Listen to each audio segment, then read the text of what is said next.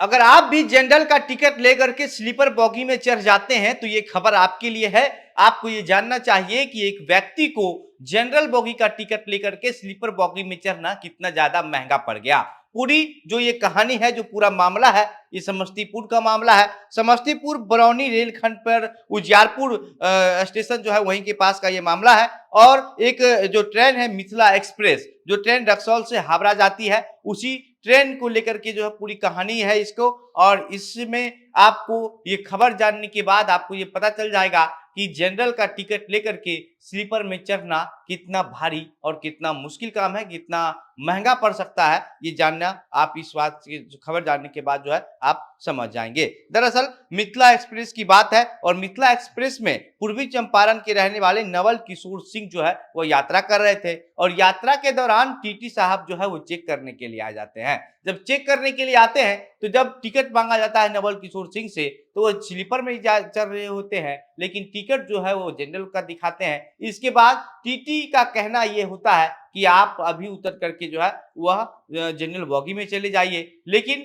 जो नवल किशोर सिंह हैं, वो जो जनरल का टिकट लेकर के स्लीपर में सफर कर रहे थे, उनका कहना था कि आप फाइन लेकर के हमारा एक अलग से जो है वह स्लीपर का टिकट बना दीजिए। लेकिन जो अमित नवल किशोर सिंह के जो भतीजा है अमित कुमार, वह भी नवल किशोर के साथ जो है वो यात्रा कर रहे थे और साथ ही में थे। अब इन लोगों का ये आरोप है कि जैसे ही ये सारी बातें हुई तो हम जो है वह टीटी साहब से ये कहे कि आप स्लीपर का टिकट बना करके दे दीजिए। तो फिर जो टीटी है वह फाइन से ज्यादा पैसा मांगने हम लोग से शुरू कर दिए। तो हम लोग उस फाइन देने से विरोध किए।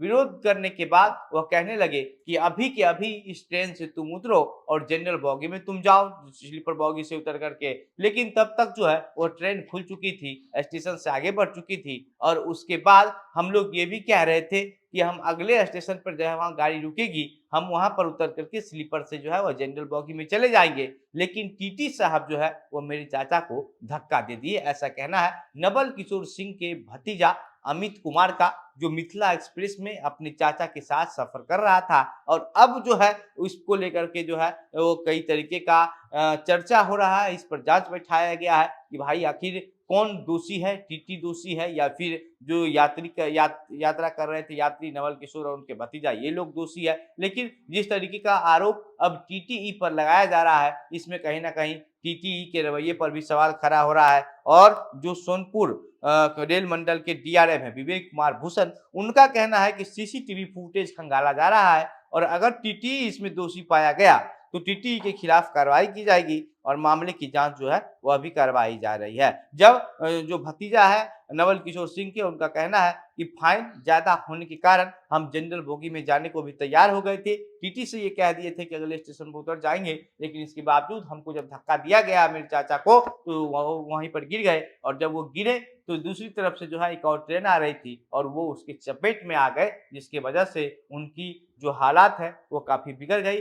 जो और यात्री वहां पर मौजूद थे उन लोगों की मदद से जो है उनको उठा करके उजियारपुर के ही सदर अस्पताल में ले जाया गया। लेकिन स्थिति गंभीर होने की वजह से जो है उनको एक बार जो है वहां पर शुरुआती जो मेडिकल ट्रीटमेंट है वो दे करके फिर पटना के पीएमसीएच रेफर कर दिया गया और पीएमसीएच में अभी नवल किशोर सिंह की इलाज चल रही है। तो आप ये जानिए, ये सोच लीजिए कि जनरल का टिकट लेकर के स्लीपर में यात्रा करना नवल किशोर सिंह के लिए कितना मुश्किल पर काम बड़ा काम हो गया, कितना परेशानी में डाल दिया। और फिर अब इस पूरे मामले पर रेल थाना के जो अध्यक्ष हैं मनोज कुमार, उनका कहना है कि हमको इस बात की जानकारी नहीं है कि टीटी के द्वारा धक्का मारा गया है या फिर ऐसा भी कुछ है। हमको इस बात की जानकारी सिर्फ इतनी है कि खबर यही मिली थी कि उतरने के दौरान यात्री के गिरने की सूचना है। बाकी पूरे मामले की जांच की जा रही है। जांच में जो कुछ भी जो कोई दोषी पाया जाएगा उसके ऊपर कार्रवाई की जाएगी।